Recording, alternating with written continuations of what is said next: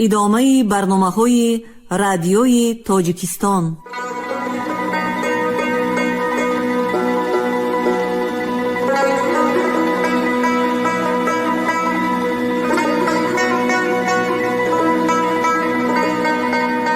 السلام علیکم شنونده های گرامی، با توجه شما گفتاری ادبی از سلسله خوانش بدیعی اثر نویسنده بزرگ تاجیک صدرالدین عینی، یادداشت‌ها در قرائت عبدالرشید خوجمخلوف.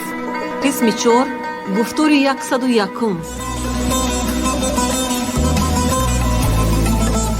این خانه ز خشتی کهنه انداختم،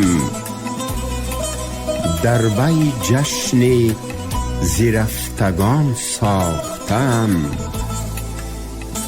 تا اهل زمان ما بدانند که من یک عمر جوانی به چی ره باختم. مؤلف.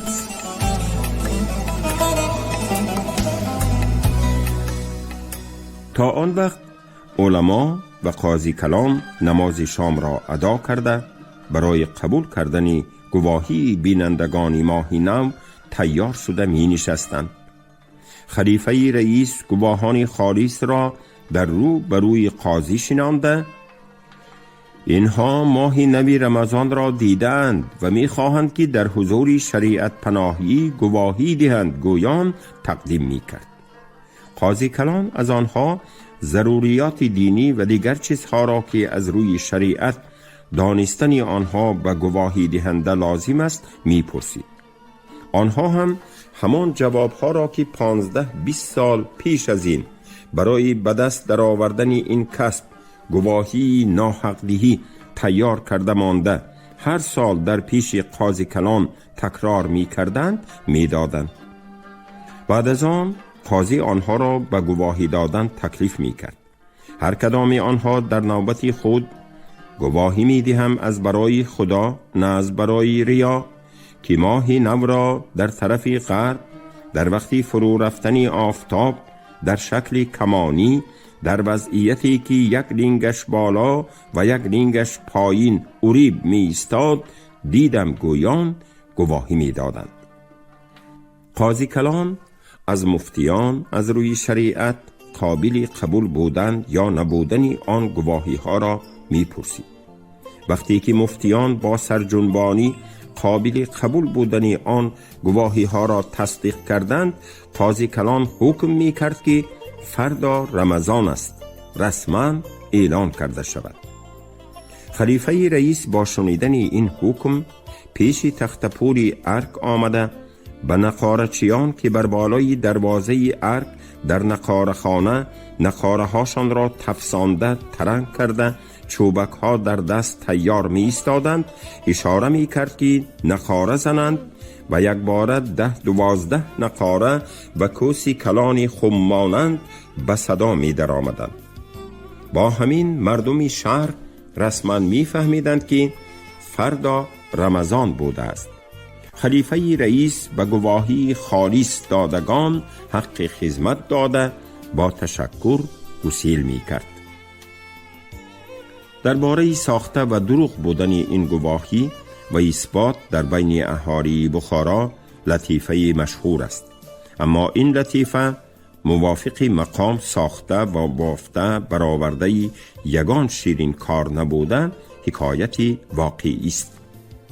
از قاضی کلانان بخارا دامالله عبدالشکور شستگر که از فاشافاش گفتن حله و ریاهای شرعی هیچ ابا نمی کرد، از یکی آن گواهان که پیری فرتود و چشمان آبروی سرخ شده از کار برآمده داشته است پرسیده است: پدر، ما که از شما جوانتر و چشمانمان تیزترند به بالای بام ارک که از بام مدرسه میری عرب بلندتر است برآمده هرچند چشم دوختیم ماه نو را دیده نتوانستیم. شما در این کهنسالی با این چشمانی از بینیش مانده چگونه دیدید؟ گواهی کهنسال جواب داده است: من 15-20 سال باز ماهی نو را دیده عادت کردم. اگر چشمم را پوشانده ایستم هم ماهی نو مانند ماهی شبی 14 به چشمانم روشن می نماید.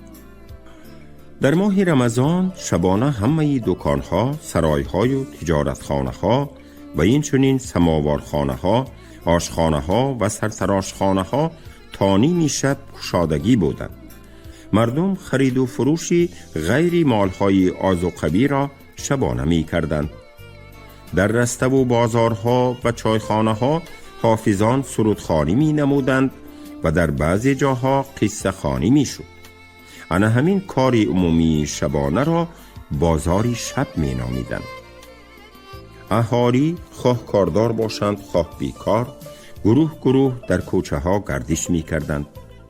کوچه گردی بعد از بسته شدن بازاری شب، یعنی بعد از نیمی شب هم ممنوع نبود. برای اهالی بخارا که 11 ماهی سال از سری خفتن، یعنی بعد از 1.5 ساعتی فرو رفتنی آفتاب تا اذان بامداد، یعنی تا وقتی که به برآمدن آفتاب 1.5 ساعت مانده باشد، به کوچه برآمدنشان رسما ناممکن و به خانه نشینی محکوم بودند. این امکان آزادگردی فرصتی غنیمت و نعمتی پرقیمت به شمار می رفت.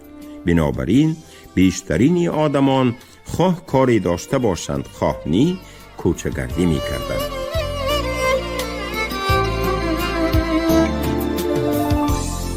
در بیشترین مسجدهای گذرها ختم قرآن سر می شد.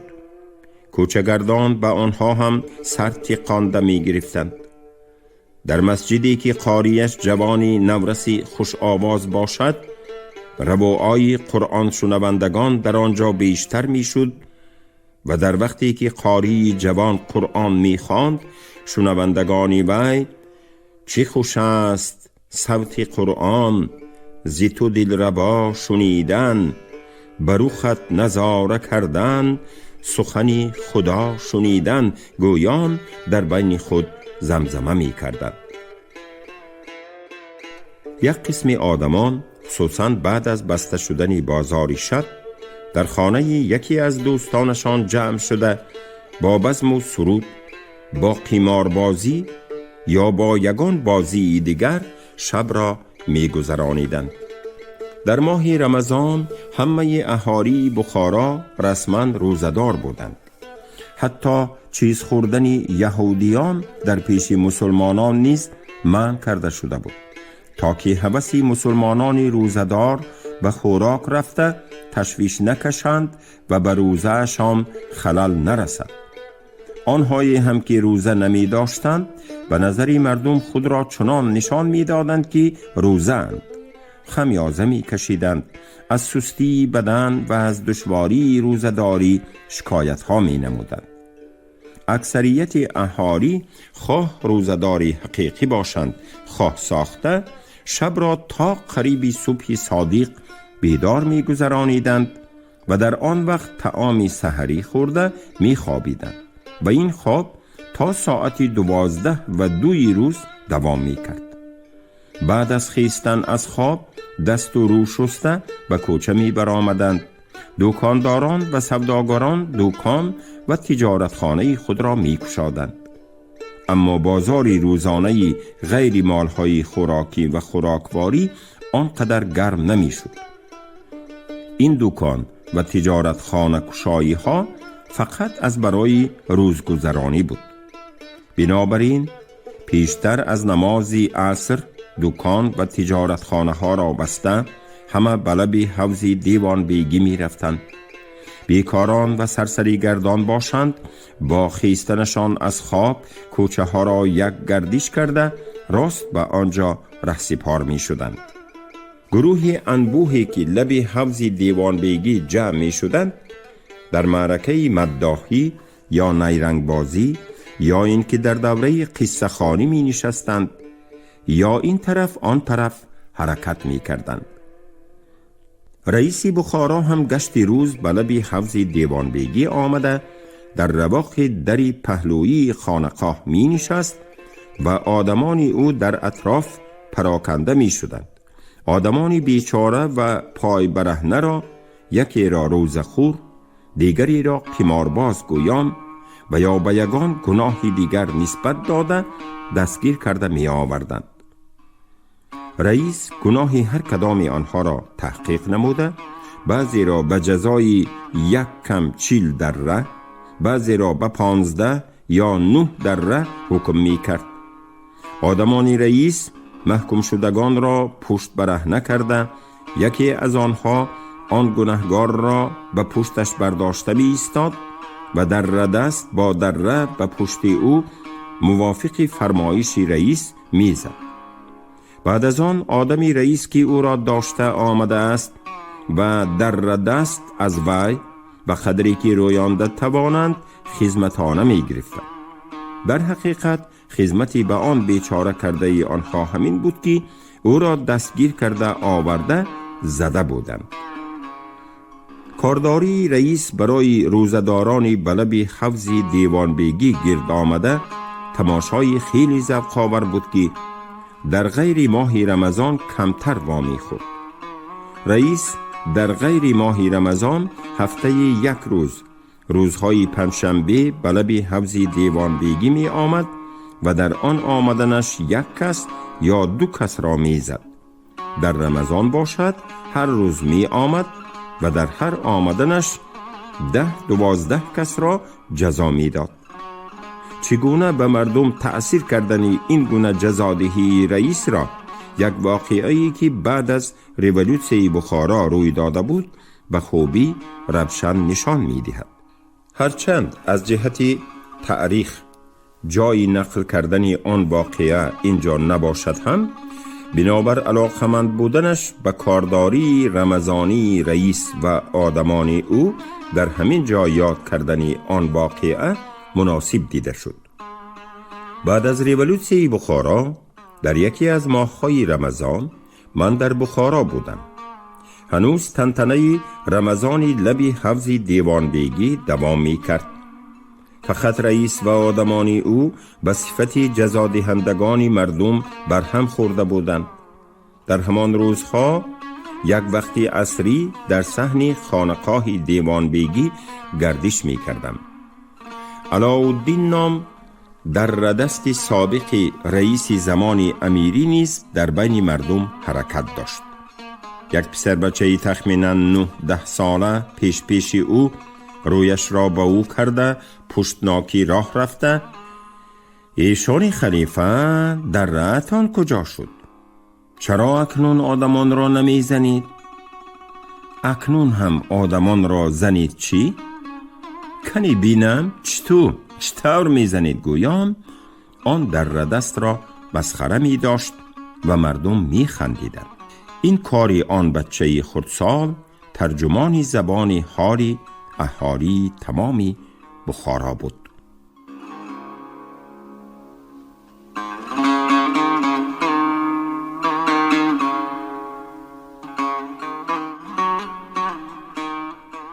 تماشای دیگری جمع آمدگان لب حوض دیوانبیگی جنگ و جدالی بین خودی روزدارانی ساخته بود.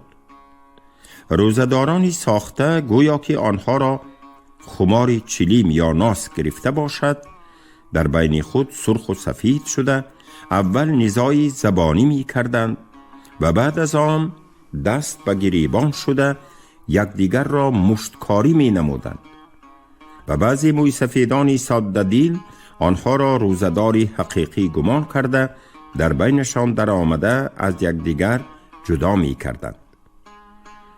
رمضانی دیه ضرر ندارد. آدمی روزدار با خماری چلیم و ناس دیوانه بری می شود، لیکن شیطان را حی گفته گپی یکدیگر را برداشتن و جنگ نکردن در کار است، چون که به سببی با یکدیگر جنگ کردن ثواب روزداری می رود گویان آنها را نصیحت می کردند. جنگی در یک جا پیدا شده هنوز پسنده نشده، از چند جایی دیگر باز همین طرز نزاع و جنجال میخیست. به همین طریقه این حال هم برای گردش کنندگانی لب حوض دیوان بیگی یک تماشا بود.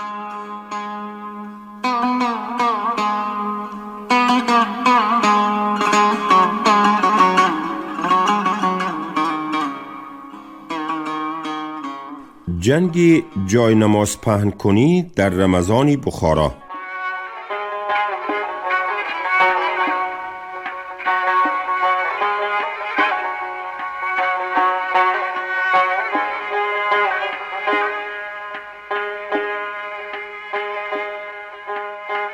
در ماه رمضان بخارا درس‌های مدرسه ها تماما تعطیل کانیکول می شد. در این ماه طلبگان قشاقی که به صحرا علاقمند بودند به دهه خود رفته به کارهای دهقانی پدر و یا یگان خویش نزدیکشان یاری می دادند.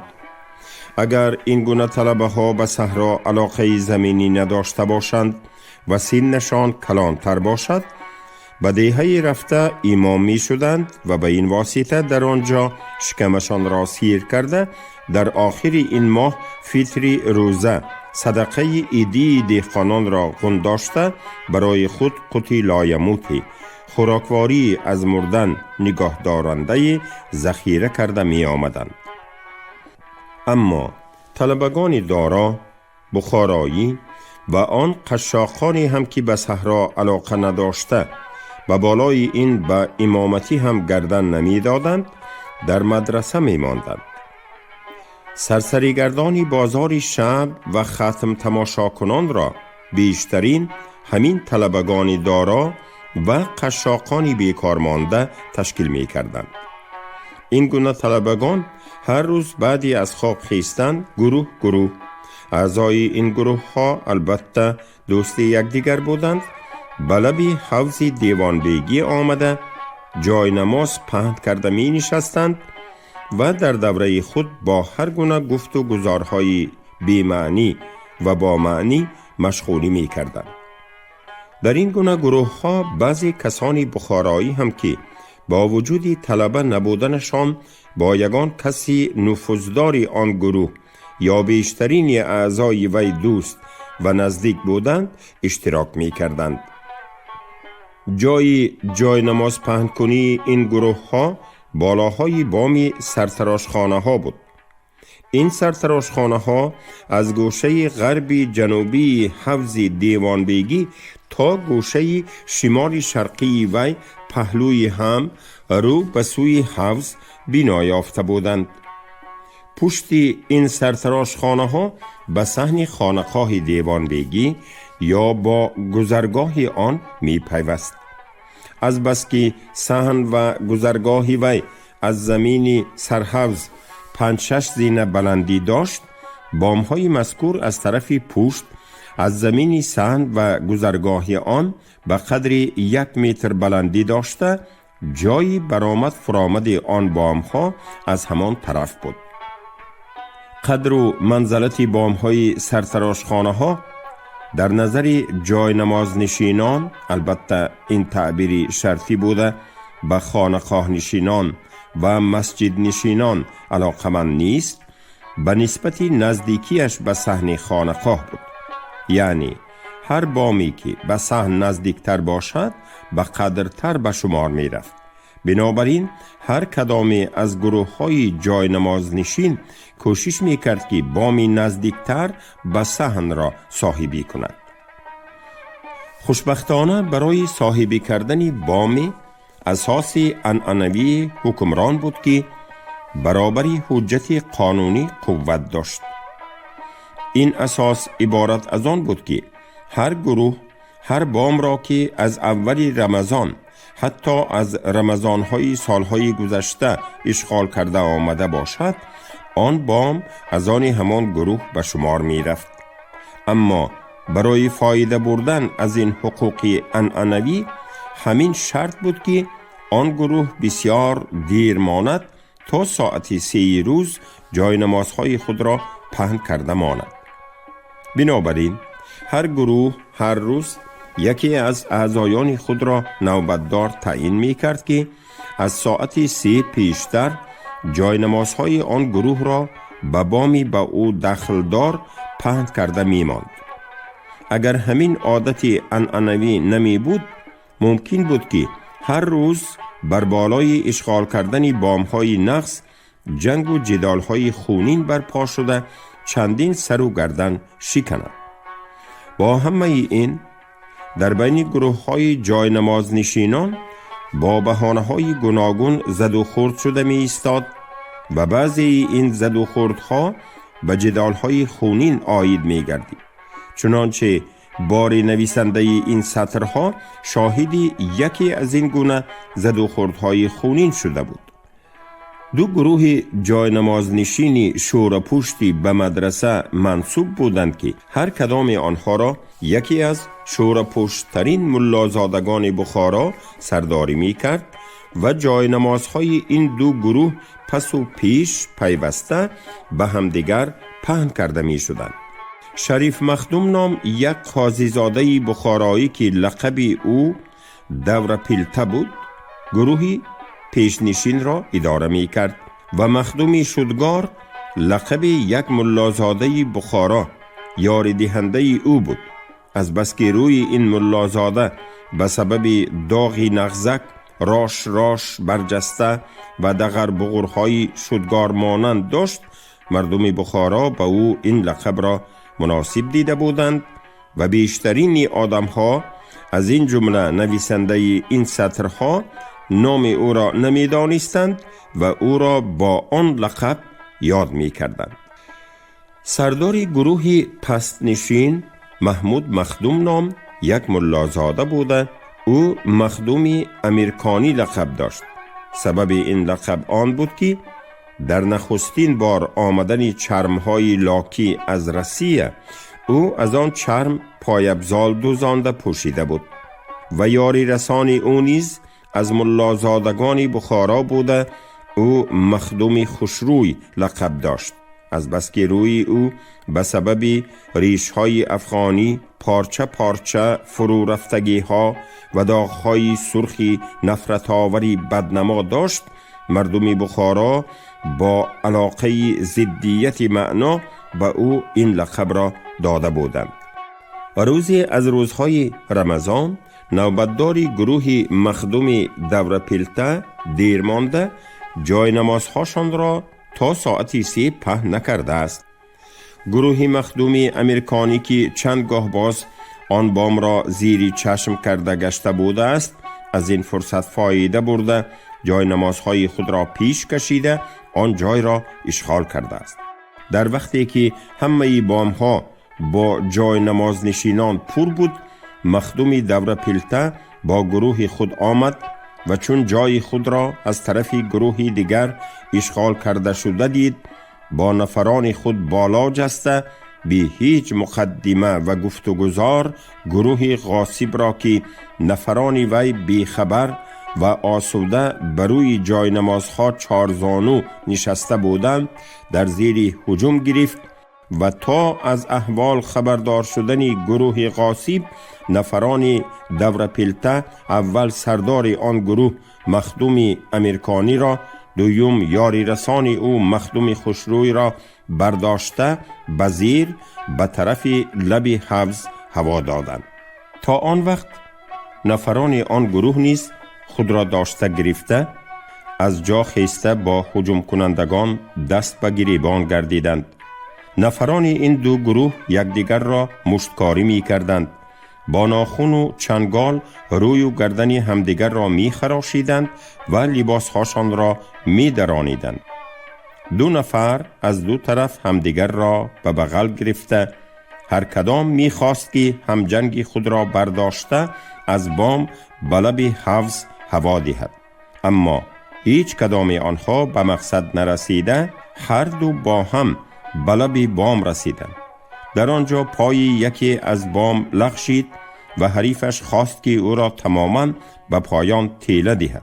او هم دید که با یک پای بر لب بام و در چنگال دشمن استادگری کرده نمی تواند، خصمش را با خود پایین کشید و هر دو معلق زنان به پایان افتادند.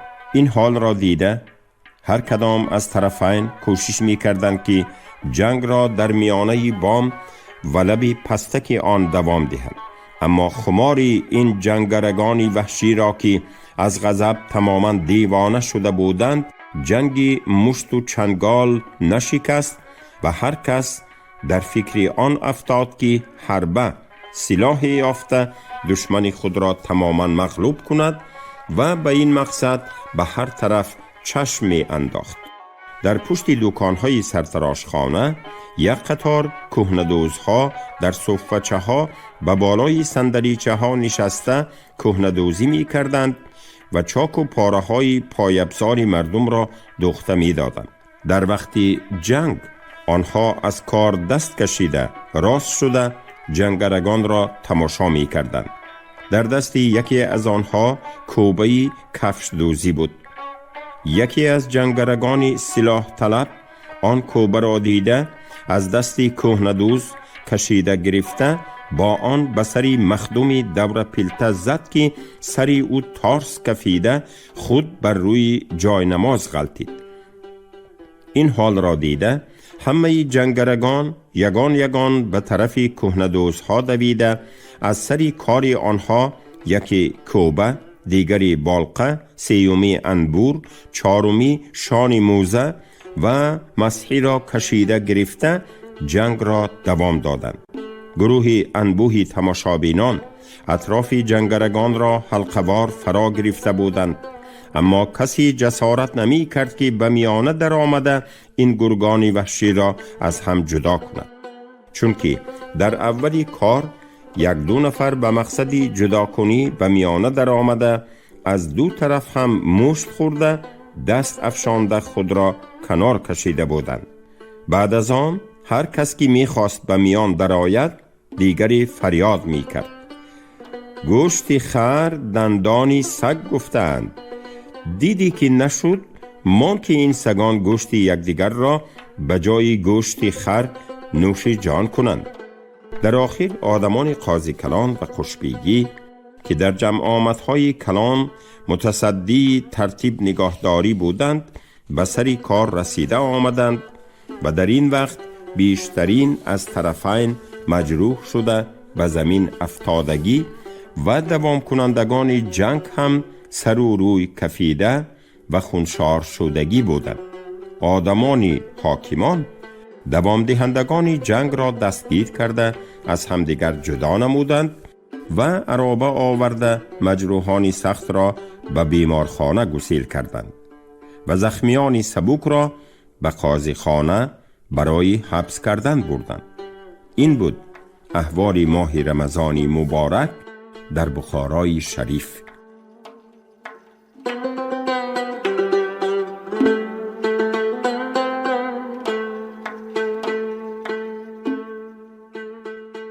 شما گفتاری 101 رو از روی اثر نویسنده بزرگ تاجیک صدرالدین عینی یادداشت‌ها شنیدید. راوی عبدالرشید خوجمخلوف، کارگردان شیرعلی نغزلی. پایان گفتار ادبی از سلسله خوانش بدیعی.